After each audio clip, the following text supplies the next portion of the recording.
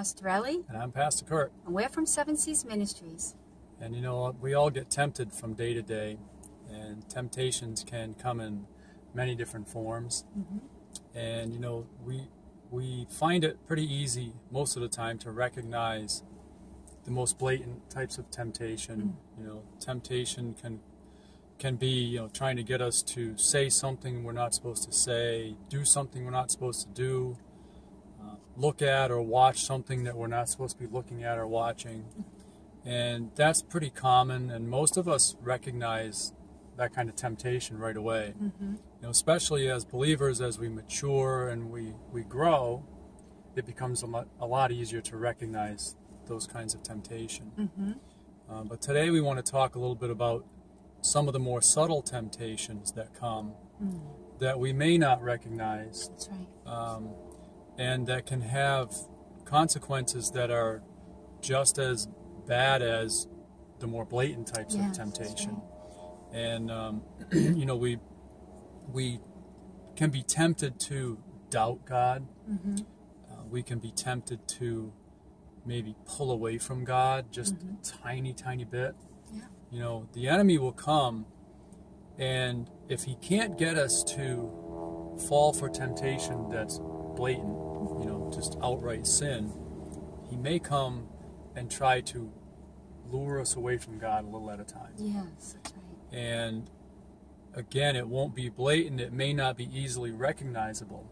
It might come in the form of a doubt. It might come in the form of a question. And, you know, not a question. God doesn't have a problem with us asking him questions. No. But if we begin to doubt God and question something that God has said, or question something that we feel like maybe God shouldn't have done or should have done differently or something like that, then it can cause our faith to start to weaken a little bit. And as these subtle kinds of doubts keep coming, the enemy can use those to slowly, like, drive a wedge in between us and God. And it will come a little tiny bit at a time. That's right. It will never be something really big, because that's easy for us to recognize. Right. You don't want us to notice it. You don't want us to see it. You want us to be sneaky. Yeah.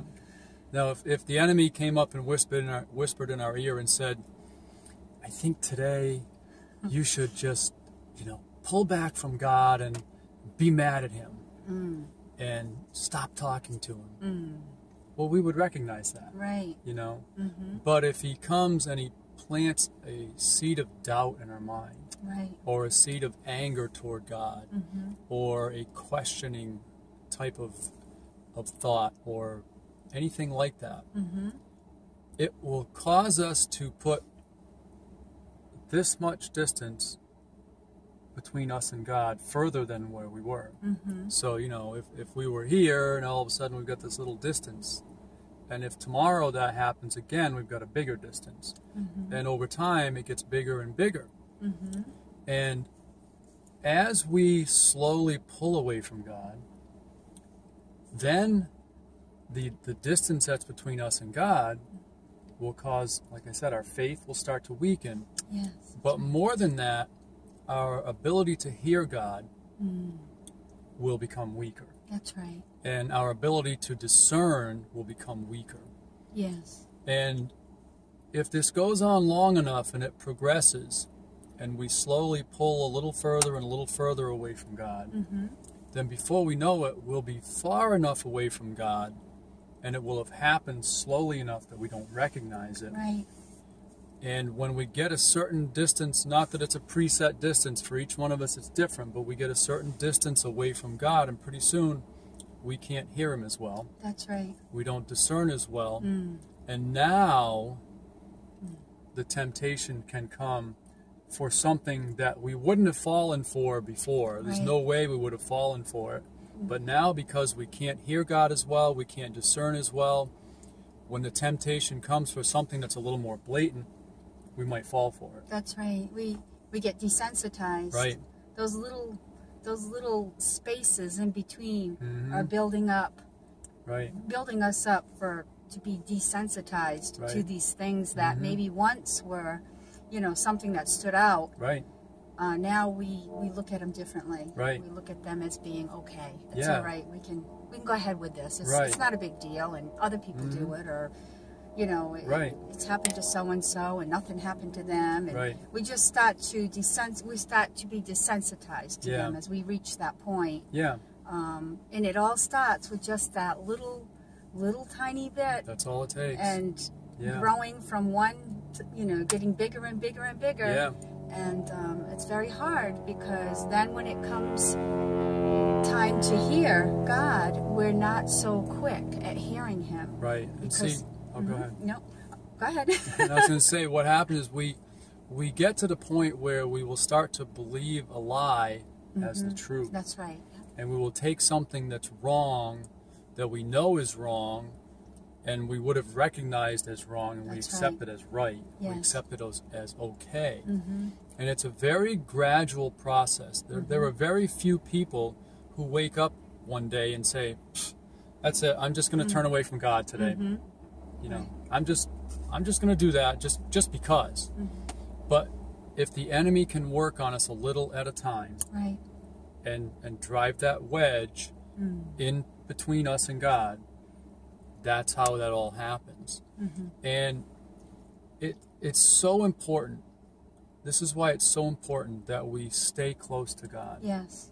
And we create a bond with God, a relationship with God, that we're so tight with Him that there's not even room in there for a doubt to come in. That's right. There's not even room in between us and God for any kind of doubt, any kind of, even the littlest, tiniest thing to fit in between us. Right.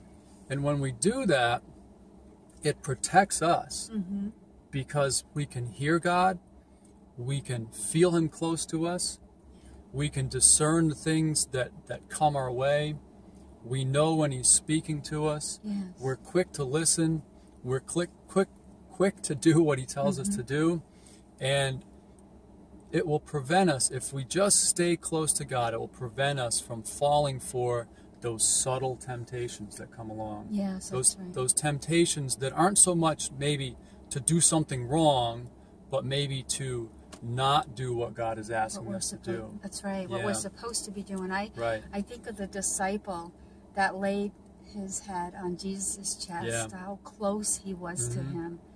And symbolically speaking, Jesus isn't here, in the natural, as far as like a person right now, but if we could, symbolically speaking, get that close to Him, where our head is on His chest and we can hear His heartbeat. Hear His heartbeat, That's a cool thing. I remember as a child laying my head on my mom's chest sometimes, or my dad's chest sometimes, and I could hear his heartbeat, and how secured I felt as a child, just hearing that heartbeat of my father or my mom, and it was just such a neat, wonderful feeling that brought safety and security to me as a child. It felt safe and secure, like nothing could touch you. Yes, and if we could get to that point with Him, with our relationship, just really drawing in and really pressing in, and like Pastor Curt said, not letting anything come between us, and if it tries to, we pick up on it very quickly. Exactly. Because we're discerning, and we're hearing, and we're listening, and it's a wonderful, wonderful way to walk. Yeah, it is. And it takes effort. Yes, I was just going to say the same thing. It takes effort. It's a working progress, and it's a work. It takes work, and don't confuse that with works, because it's not about works. We're not talking about works that for our salvation that give us our salvation, because that's false. Yes. But this is effort. So instead of using the word work, we'll just say effort. It takes effort. It takes a lot of effort to build a relationship with God and maintain it. And it's worth every tiny bit of effort that it takes. That's right. Because the relationship that we build with God is the best thing that we can ever do while we're here on this earth. We should go into that in our next video. Yeah.